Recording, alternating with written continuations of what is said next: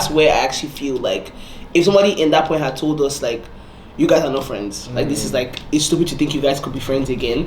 I would have completely understood that person. Even though at the time I would have fought them and been like, no, like we're friends, like we want to save our friendship, like we care. Like I would have been more angry because you're kind of pointing out the obvious that like it's one thing to, if we're friends and we're friends, like we shouldn't be doing anything, we should just be like, this is my friend, obviously give you space. Like again, we weren't trying to give each other space after the breakup, like we were just trying to do, we're switching straight back into friendship after just dating for some years. And that obviously was not plausible. Like it was just really weird. Like we just kept clashing. Like I'm intimate with you today, I'm going on a date tomorrow. It's weird, you feel weird, of course you feel weird. I'm like wondering why you feel weird when the friendship is still there and I'm still being intimate with you. But it's very understandable that somebody would feel weird. Like I don't know. I'm starting to realize that like when I was younger, I think I just would do a lot of things. Like my gauge for like the impact of actions was not very high. Like I think it was like, if it's my friends or like if it's like a situation that somebody else is telling me, or like if I wouldn't obviously go to my friend and be like, oh you bastard, like I wouldn't like insult my friends or do anything to them that I feel is a direct hit. But I'm noticing that like the things I would do and be like, oh it wasn't that deep. Now that I'm older, I'm like, yes it was. Like that was like really, that obviously somebody's going to feel really weird about that, or someone's going to feel really like hurt about that. And I was just kind of going through it like, oh, I was just like, I think I was rushing to kind of adapt to everything. Like, yeah, like, okay, like I'm single, like, yeah, like, you know, it's life, like if someone asks me out, I'll go, like, just not really thinking about, okay, this person I'm actually trying to preserve, will these actions help me preserve it, or am I like making things worse kind of thing? Yeah. So I think for me as well, I didn't want to jump back outside. I just felt like I never really liked it there. So I was just like, so I think that's what really affected me, was because you were jumping back outside. And I felt like I was expecting you to not do it. I think just the fact that I wasn't doing anything. It's like that. It's like this show in Ultimatum. Like this, the Ultimatum show. So whenever they have a partner that's dating somebody else, but they couldn't match with someone. Yeah. It's a very emotional because their partner is over there experiencing things they've never experienced before, and they're just over there in like in an apartment by itself.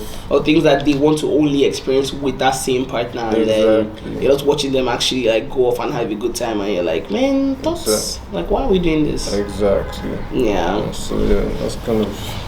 Yeah, I definitely had an issue. I think my codependency thing was fading out, but I know I still had a thing where like I need to like jump, yes, because my other thing is I wanted to jump onto the next person so that I don't fix it on the fact that like we're over in that way.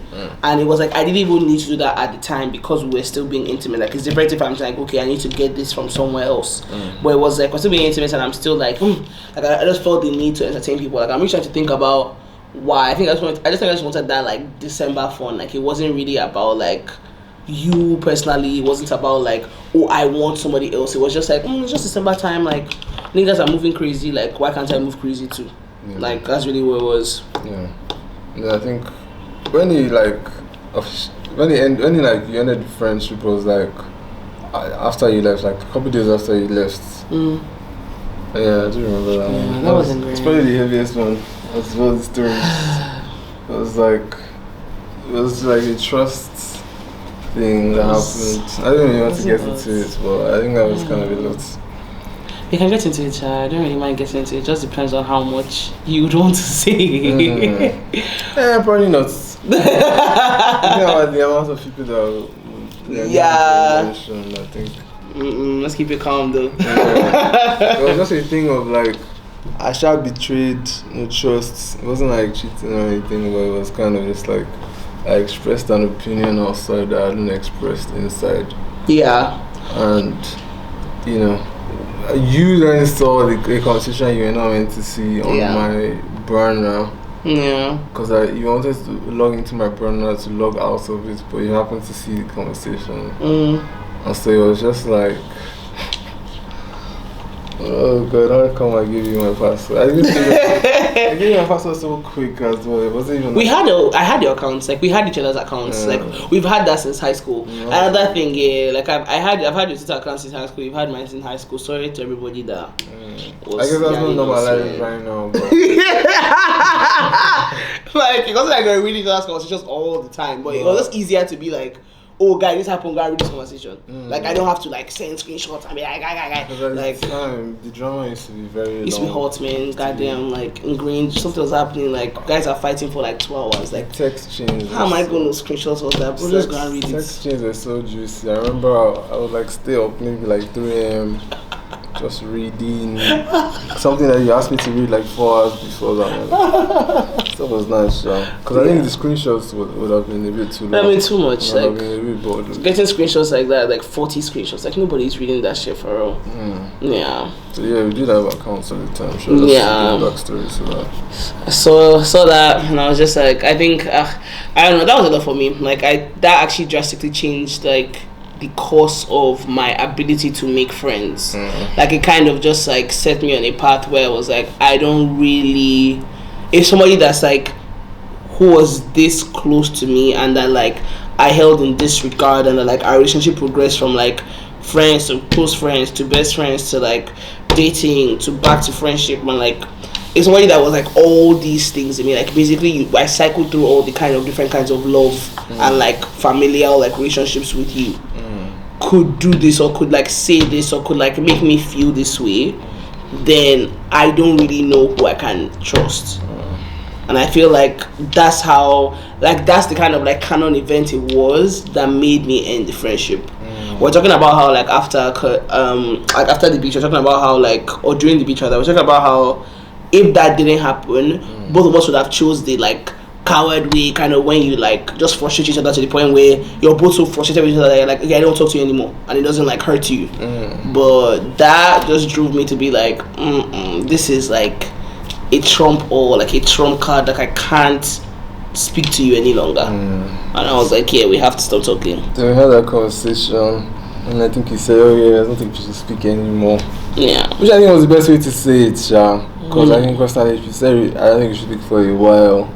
Yeah, we'll just be like, just come and talk. Again. Something yeah, interesting happens. So. Yeah. And also, I think I don't know if I'll say I'm good at taking rejection. I'm just good at obeying the instructions of the rejection. So like once you said that, I just didn't text. Yeah, anymore. Because the information was pretty clear. Yeah. It was like I was texting for a while. It's like, okay, when is it? Wow, 2 days, 3 days, like a month, 2 weeks, 3 months. Your birthday.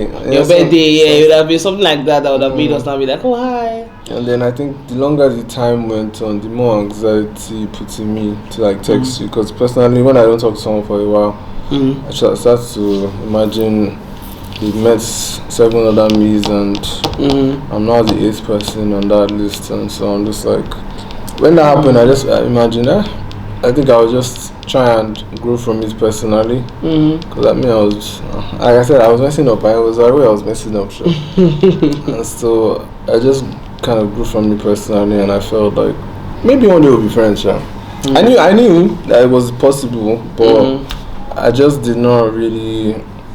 I didn't put my mind to it because I was never in control of anything related to talking to you ever again. So, because I knew I was not going to be the one to text, yeah. So, yeah. Yeah, no, I ended it with a lot of anger, like a lot of hurt. So when it first happened, I was just kind of like, I didn't want to hear. Like, I remember, like, I think that set me on a journey, man. I feel like that was the start of the cycle of my life that I'm cruising out right now, like at the end of this year. Like, that was actually the start of it, because it also set me on this journey where I was like, I don't trust anyone, I don't like anyone, I don't want friends, any new friends, I don't want to talk to any new people, I don't want to open up, I hate being like friendly and like so like open, like I want to be like cold and like reserved, and I don't want people to be able to like read my emotions. Like it just set me on this path to be like everything I was not, and I feel like I cycled through doing a lot of things that just I shouldn't have done, like just talking to people a certain way, and just also being like trying so hard to be this like heartless person who like just doesn't care about that, who doesn't want love, who doesn't want anything, and who just wants to like be and do whatever they want and not be accountable for like my actions. Like it just set me on such a path that like there was so much anger involved that I tried my hardest to like never think about it. I tried my hardest to like just like it's gone, like it's never coming back, like I'm over that, like it's not happening. So that was like 2 years of me doing that, like me trying to like, even though there was this guy that I talked to in that period, that I was like just trying to learn. I could tell that he was such like bad vibes, like, so no, really, like I could tell that he was such bad vibes, such a wicked person, and I was like, I actually want to like learn from you, so I'm going to talk to you just to kind of see how you like how you operate, like what do you do, like what are the things you set up for yourself, or how is the way you talk about people, or how is the way you see people that makes you be able to treat them this way. And I wanted to like mirror him, and he got showed me Pepe Sha. I knew you lost that battle. I lost that battle. I knew you always fucking lose that shit. I lost that battle. You. Anytime you say a wicked person, you can't win. That guy. You can't win. They're naturally wicked. Yeah. Like that's them for real. They've been doing it for years, man. Yeah. Like, it's not your work. You guys coming to come and learn their work. Like you're not going to win. It's not your work, bro. You're not gonna win that. Yeah, I lost that ship. Yeah. I lost that ship. But yeah, like we that was the 2 years. That's so bad, bro. Of not being friends. Yeah. That's kind of it. Yeah. But I used to have like, funny, I don't know if I told you, but I used to have like dreams of us like talking again. Like I used to have dreams of like just like me, like the confrontation, like me coming to be like, why did you say that? Like me coming to be like, hey, like, I like us having a conversation. I would have like flashes of like you like in your own life, like just like living your life. And I'd be like I would call Ihechi and I'd be like, Ihechi, like I hate having these dreams, like I hate like this thing being brought back to me. Like sometimes I'll just be on my own, like thinking or like taking off my head, and it would come back to me again, and I'm like, I don't want to think about this, like why is this even coming up? Like enough time has passed where like it's no longer like an anxious thought or like an angry thought, but it's still coming back, and when it comes back, it comes with so much like emotion, even if it's like sadness, even if it's wonder, even if it's confusion, like it's just coming back with it's so emotionally charged. That was like